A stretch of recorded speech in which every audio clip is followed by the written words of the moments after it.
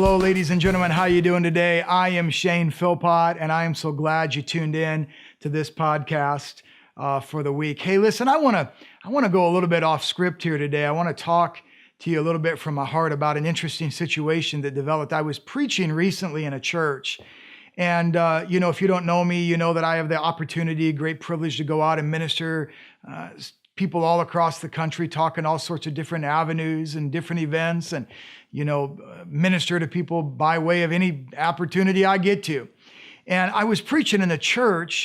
This was actually at the same time I had just released a book. We were come out probably about 3 months ago, a book I wrote on Kathryn Kuhlman.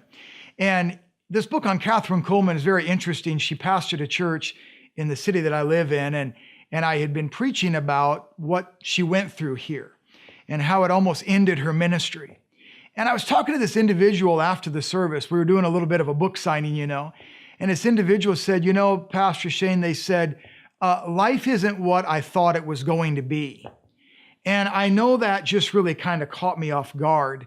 I began to think a little bit about that. And of course, this dear lady was, just kind of sharing her heart a little bit, sharing from the depths of her heart. I could hear some sorrow, maybe some regret, in her voice. And she said, life isn't what I thought it was going to be.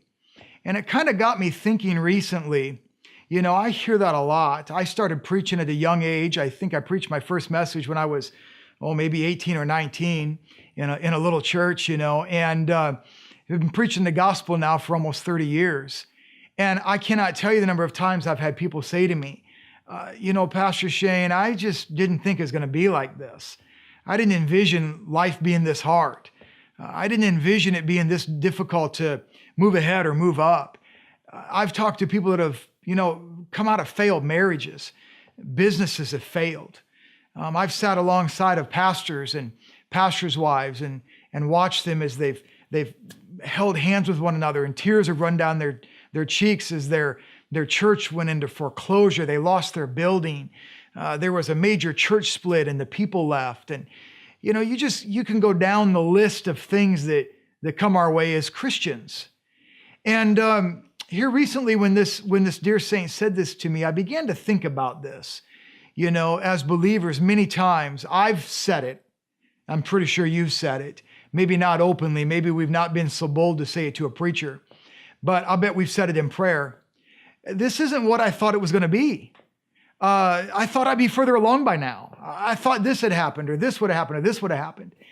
And it forced me as a preacher, not just as a person, but as a preacher, when I'm coming out in front of people and I'm speaking at seminars or in Bible colleges or on television or in the radio, when I'm writing, whatever it might be, what is the expectations we're putting out there? We're so quick, I guess I might say, to put expectations on others that they might not be ready to meet, or it might not even be something they'll ever do in their life. One of the major issues I have had for years with kind of being somebody that's running around all the time looking for formulas. I'm not this way. I'm saying I've seen people be this way. They're running all around looking for formulas and trying to figure out what is the secret sauce. There is no secret sauce. The secret sauce for you is what works for you. And so if we're not careful, we'll let expectations, we'll either adopt them. Expectations come on us two different ways. We adopt them off of others, or we allow them to be projected upon us.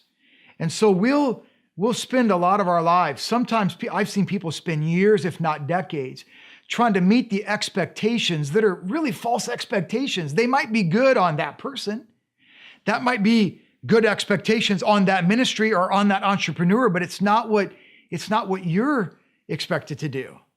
I began to think about that statement she said, and I began to think, if I had more time to spend with this dear lady, that's probably where I would start at. What are the expectations for your life? Now, I'm not advocating dropping all of our expectations. I really believe we should shoot for the stars. I really believe that. We should always shoot for the stars. We should have huge aspirations. I'm a big believer of this. Every day of our life should be a cup half full, not a cup half empty. Or how about this? How about a cup that's all the way full? But I don't like it. I don't like coming to places in my life where I'm like, I thought it'd be more than this. And I find myself regularly going back and saying, what are the expectations I'm living under? Have I adopted these off of somebody? Did I see someone successful?